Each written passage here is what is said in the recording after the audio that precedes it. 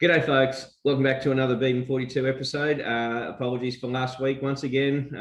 Yeah, we just missed it. So, look, we'll just get straight into it and we'll say g'day to Beav over in Indo. How are you, man? Good, buddy. Hope everyone's well back in Oz, living the good life, staying away from COVID. Yeah, exactly. And look, just a quick shout out to our mate Mick and your brother. Had a bit of a spill on the weekend, and yeah, a bit of an accident, but I think he's all right now. So hope he's doing well, and that blurred vision's gone. But yeah, bit of an incident. So we'll move on. We'll talk about round 18 and start off with the Origin game. And for me, good to see Queensland not let it be a three-zip result. And what's your thoughts, mate? Yeah, it was a good game in the end, right? Queensland turned up. New South Wales seemed to be a little bit off the pace, but credit to Queensland because they did show up with an energy and they had a much better team, right? So it was good to see a competitive game rather than the blowouts in the first two games. Yeah, exactly. And look, you can't underestimate the impact that Ponga brings back into that side. So, but look, just a good result. Yeah, so, Ben Hunt was unbelievable in that game. Outstanding. On you, Ben. Yeah, and I hope he doesn't bring it this week. So yes. Look, another effort of not bringing it. The Titans went down to the Eels 8-26, the only team that didn't have to move from home. And my old mate Proctor got sin bin for just another infringement. The guy just needs to be put in reserve grade.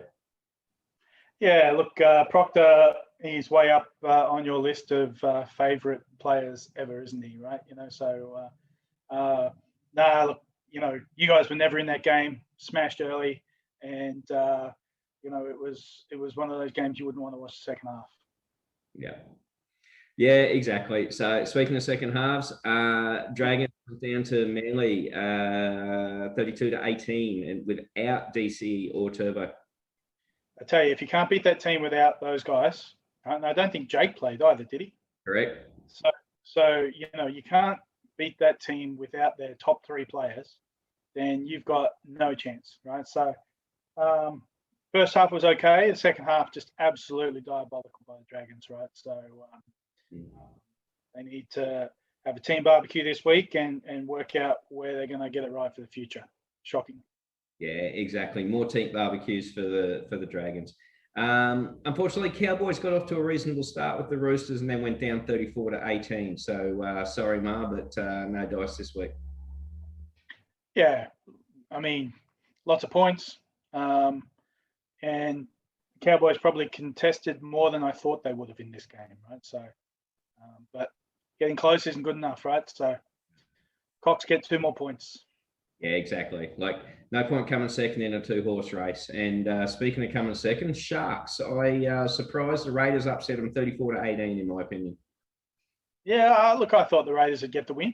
The Sharkies, for me, they just don't have much, Sharkies, right? So it'd be interesting to see how they go next year, right? They got a couple of good ins, but, they just seem to lack some class in that team, right? So bunch of toilers in their forwards. Yeah. And the Raiders are back. Raiders were due to bounce back. Exactly right. And really disappointing result for the Knights. Storm absolutely poleaxed them 48-4. And how much impact does Pearce have on that side? Unbelievable. I had the Knights to win if Pearce played. So luckily he didn't play, and I could withdraw that tip, right? So, yeah, look, the Storm. I mean, my God, how good do they look, right?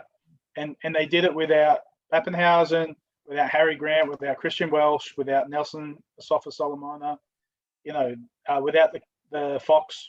So, they're just a juggernaut. Yeah, looking really good for the flag at this stage. The only other competitor is the Panthers beat the Warriors 30-16 without Luai and what's the toffer? Cleary. Yeah. Yeah, but they got a bit lucky there, right? I mean, the Warriors second half didn't have any reserves, lost RTS, lost Tohu Harris. So I think in the end the Panthers dodged a bit of a bullet there. Yeah, absolutely. And I tipped the Warriors to upset them, but obviously didn't happen. So, and the hapless Broncos went down to the Tigers. It was like a bit of a back and forth, and then in the last 20 minutes, the Tigers just absolutely towed them. Yeah, so it was good to see the Tigers get the win, and the Broncos lose another one. But yeah, look, I mean, exciting game in that there's a lot of points, but not a sort of game where they would have competed against any of the top 6 sides.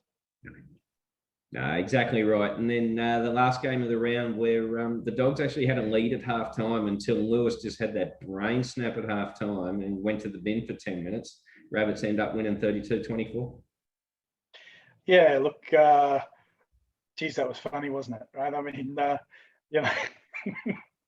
I can't believe he did that, but certainly it makes for great TV, right? So, yeah, so look, the Dogs competed.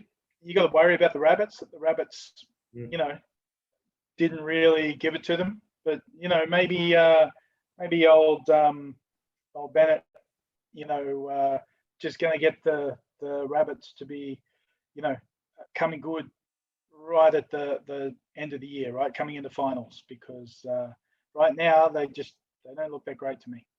No, but I'm with you. I think Old Benny will get him primed just for the finals. No Mitchell that weekend, and the winger Alex Johnson went off injured late in the half. Yep. But yeah, really, the Dogs had that one in their grasp and they let it go. And really, holy moly, if Lewis is lined up again this week, I'll be surprised. But he's in the team. He's named. Wow. That just absolutely stuns me after that effort. So anyway, well, I know what I'm picking next week and it won't be the Dogs.